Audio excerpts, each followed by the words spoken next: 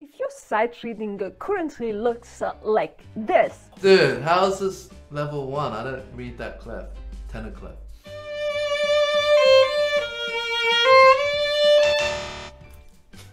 Or like this. No, it's the... What's the D sharp? And you would like to sight read more like this? É dois pianos? Vamos começar como é que é? Como é que é? Você faz o quê? Não sei, Embaixo assim? nunca fiz. Eu também não. Uma vezinha, só pra ver como é que soa. Mas eu não sei. Também não. Sim, mas você sabe ler bem, eu não. Oh. Then there are actually 3 specific things you need to do.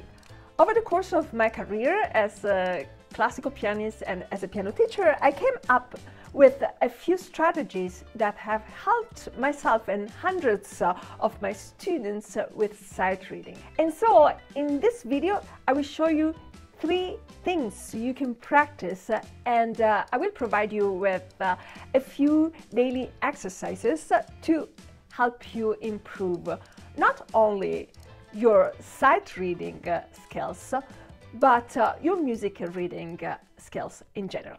I am Dr. Antonella Di Giulio, and I am a classical pianist and music theorist. But let me walk you slowly, step by step, into some sight reading.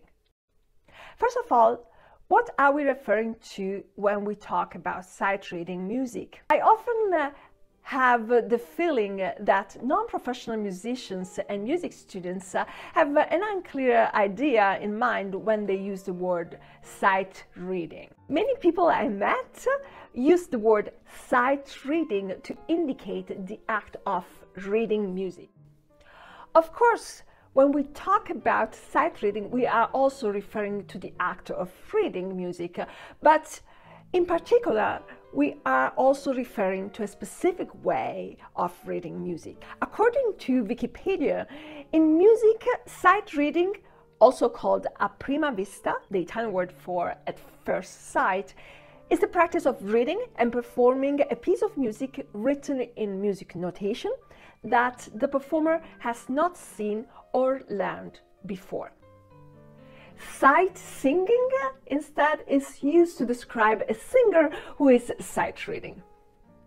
Both activities require the musician to play or sing the notated rhythm and pitches.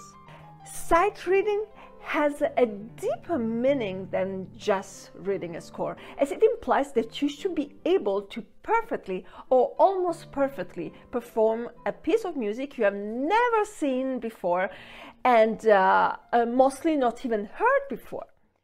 So before diving into some sight reading drills, let's look a bit at what happens in our brain when we read music.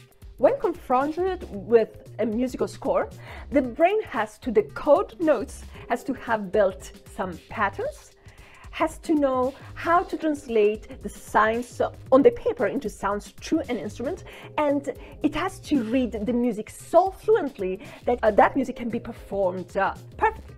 A number of brain regions are involved in reading in general. These tracks in our brain are similar to a highway system that connects the back of the brain's network to the front. In order to perform a piece of music at sight, this highway system must enable multiple pieces of information to travel at the same time. The highway must also be smooth so that information can flow at a high rate of speed. And now let's look at the things to improve. Number 1, the first thing you need to practice is maybe trivial.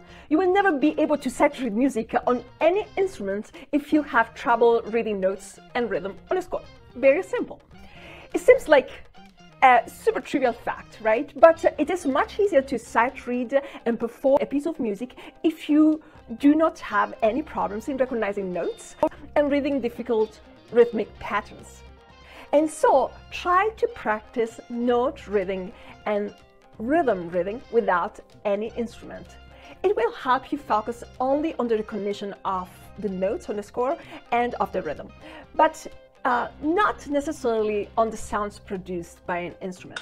You can practice rhythm in a variety of ways, with or without a metronome. On specific books like this, maybe in books used for percussionists, but also using any of the pieces of music you are currently studying. Before practicing any note reading, if you are a beginner, I would actually practice note recognition.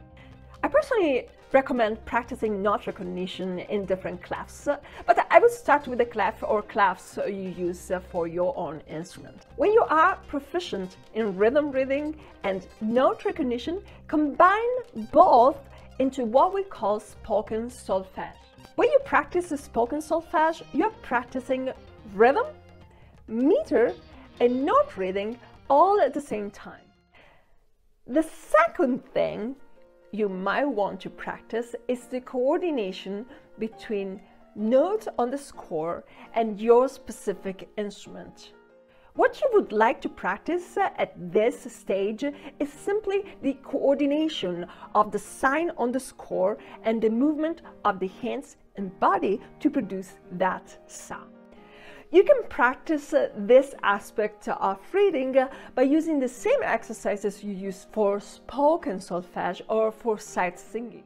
Keep in mind that it is also very difficult to sight read music which is above your performance level. And now let's look at the third thing, musical patterns. Musical patterns are like the sight words they use in English-speaking countries to teach reading.